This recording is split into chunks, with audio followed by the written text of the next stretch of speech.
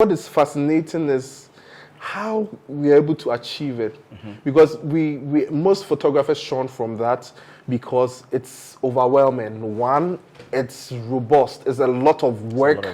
I mean, you might not even have time to go out with your friends and have maybe, let's say, Friday nights chilling, media. No.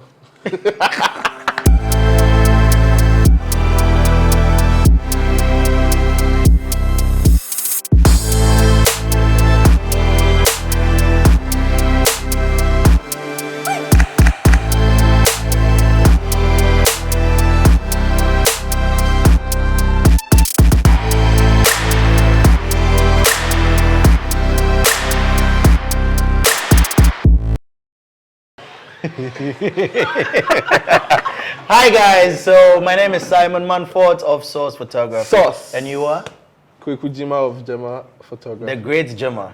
Right. The great Sorce. Thank you. Alright, so let's do this. On today's episode, right, we'll be talking more about... Today's episode? Yeah. So we'll be talking more about the business aspect of photography. And I just want to ask Jema a few questions, right? Okay. So I want to find out... Be interviewed. Yeah. All right. You want to find out what? I have few questions for Jema, right? All right. So I just want to ask you, in what year did you shoot your highest number of weddings? 2021. Yeah, last year. 2021. I shot 143 weddings. Okay. And then the That's previous, a lot. Yeah. That's a lot of money. Sleepless nights. A lot of money. Cashing out. 40K, How many did you shoot? 20K. How many did you shoot last year? Last year I did about 101. 101. Yeah. Oh, so you finally hit the 100 mark. Oh yeah. That is a dream. We did over 100 in 2019. That is a dream for a lot of photographers. I don't know, but it is. Yeah, but not for a lot of photographers. I mean, most people would like to do maybe, let's say, 25, 30 a year, and they would like to be paid well for that. Okay, so do you think it's possible for them to also like hit that number of weddings? Yes, it's very possible. I mean, once we've been able to achieve it, this is like the second time we hit an over 100 mark. Okay. So we did in 2020, which was COVID year, and most businesses were suffering. We did 132 weddings. What did you do different? I think that it was about team building. So I since the beginning of Jema, we've been really focused on building a team. That has been the agenda, to build a formidable team that can undertake any project. So for me personally, I saw that as a challenge to be able to, achieve that. So that was the goal, to be able to hit 100. And then in 2020, we did 132 weddings. In 2021, we came back with 143. And I mean, I hit the goal. That was a dream for me. I almost felt it was impossible, because back in the years, in 2019, we did, 83, we did 64, we did 32. So it's always been like that. But the dream was to hit 100, and we finally did. And I think it's because we had a formidable team. So. Okay, so it's all about teamwork. But you did 101 last year, right? That was awesome. We did 101. And I think we were able to get to 101 because we actually planned towards it. Right? Oh. Yeah, we planned towards it. We made certain structures and planning to achieve that, right? So it's like more of like developing the business. Yeah. So we were like, okay, now that the demand is high for us, yeah, what can we do to achieve a lot of weddings in order to make a lot of money? Okay. So the first thing we did is we... So you're attributing the number of weddings to a lot of money? Yeah. Are you sure? Obviously. Obviously, if you do a lot of weddings, you obviously make a lot of money. Yeah, but... Okay, so what happened? Let's say you did 100. Even if you charge 5,000 cedis, 5,000 times 100. Yeah, that's a lot of money. That's a lot of money. Oh. So 500,000. That's a lot of money. 6 figures. Hey, I mean, the tax people will come for you. Well, that's it. I think we should. What is fascinating is how we're able to achieve it. Because we most photographers shun from that because it's overwhelming. One, it's robust. It's a lot of work. It's a lot of work. I mean, you might not even have time to, go out with your friends and have maybe, let's say, Friday nights chilling, media, no? You're married now, so man. you're good. But then I think You it's a chill lot with of wifey. work. So now what went into it? Because that's what we're supposed to probably. Okay, yeah. So I think what went into it was hard work, dedication, determination. We hear that a lot. And focus. Okay, we hear it a lot, but I mean it's real. Yeah, it's real. Do you understand? It's real. If you put in a lot of hard work, you will make it and you learn. Yes, so I yes. believe that with us, right? We were always learning each time, every day. We were learning new things. So it's about the team too as well. It's about for the you. team. Yeah, that's number one. Because if your team messes you up, you are down. Okay. Yeah. So let's say we have a team. We have editors. We have videographers. We have photographers. Okay. We have So administration, There finance. are There are divisions. divisions. Specifications. Same for us. Yeah. For us, there's an idea behind the team. Okay. Now, our team is such that it doesn't revolve around one person.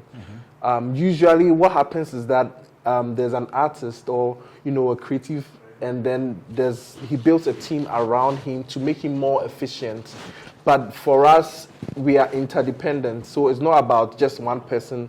We are dependent on one another, each other. So, like we have people doing negotiations. We have people that have meetings with clients to do creative planning and suggest ideas, give them concepts, build up the client and prepare them for the production, the main. And then we are able to transfer information to the people in the production phase to be able to, deliver on what the client wants. Okay. So creative team brings out the vision of the client and the production team implements it. Then we go to post-production where we have a different set of people doing Lightroom, others doing Photoshop, retouching, all those things. And then we finally put them together and deliver to the client. We have someone in charge of delivery, taking clients' feedback and all those things. Okay. So we've been able to strategically break down the business into phases and then have people, through specialization and division of labor, master those areas.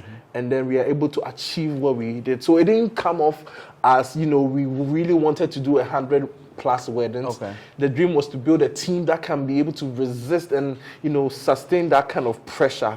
And I think that is just a tip of the iceberg, because now we know that we have it. That is one challenge accomplished. We know that we can conquer the world through that. Okay, so I have a question, right? All right, sure. Would you say it's impossible for people running photography businesses like as a one-man kind of business, right?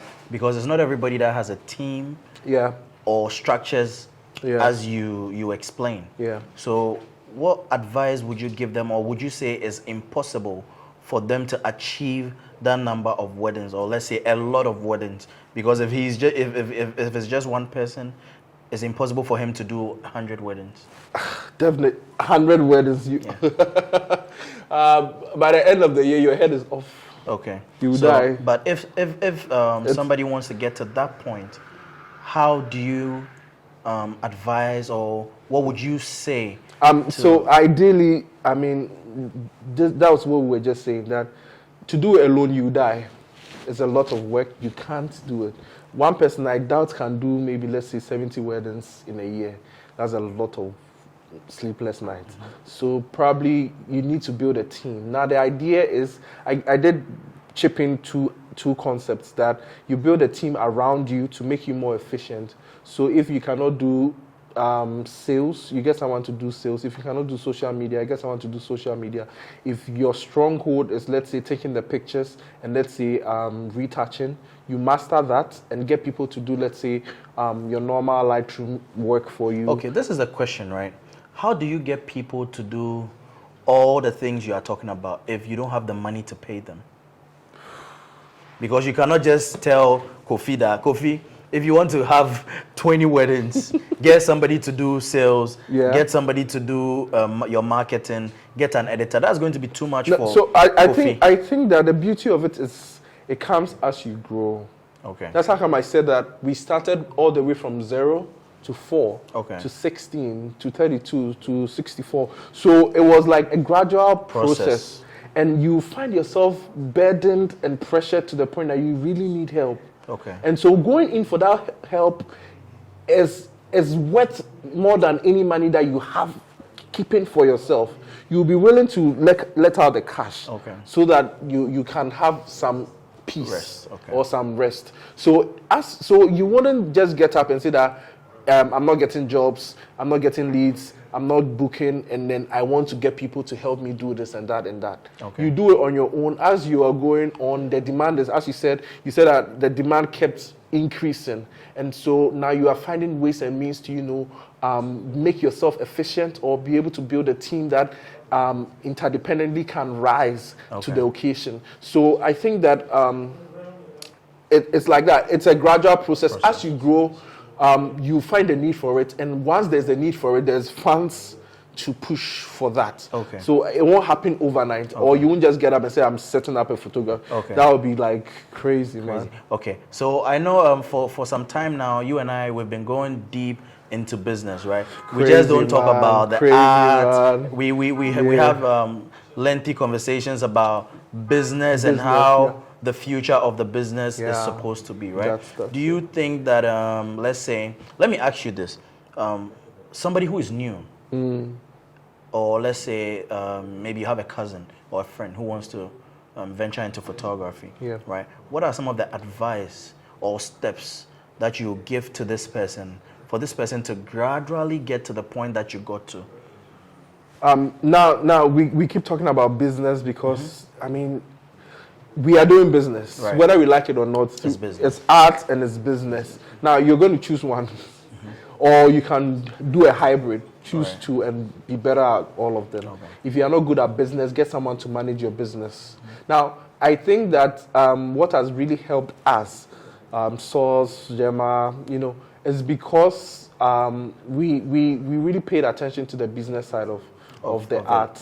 Okay, and then it's a clear cut. Photography as a business is different from photography, as a skill and as a hobby, as a passion. That's true. And so understanding your passion is one step. Now understanding the business of it is another step. Combining that two, time bomb.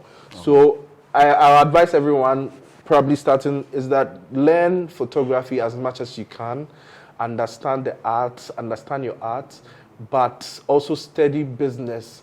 Do the economics, do the accounting, do the marketing, do the sales, do the advertisement, do it, and combine the two, to make you excel. Because you can take pictures and still go hungry.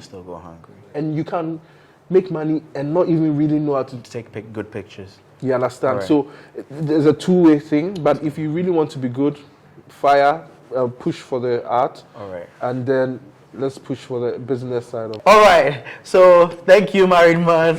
With all being said, I think this is a great opportunity for you guys to jump on. We're having a class. We are going deep into this, how to join photography and business together. So you see photography as a business, not just an art.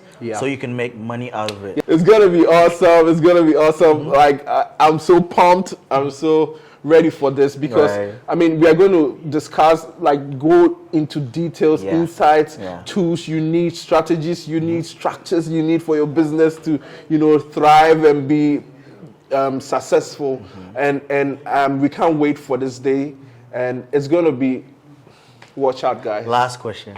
Do you advise, I have to go home. Do you advise photographers to get married? My wife is waiting for me. I have to go. So I need that advice. There are a lot of young ones out there. Marriage is beautiful, guys.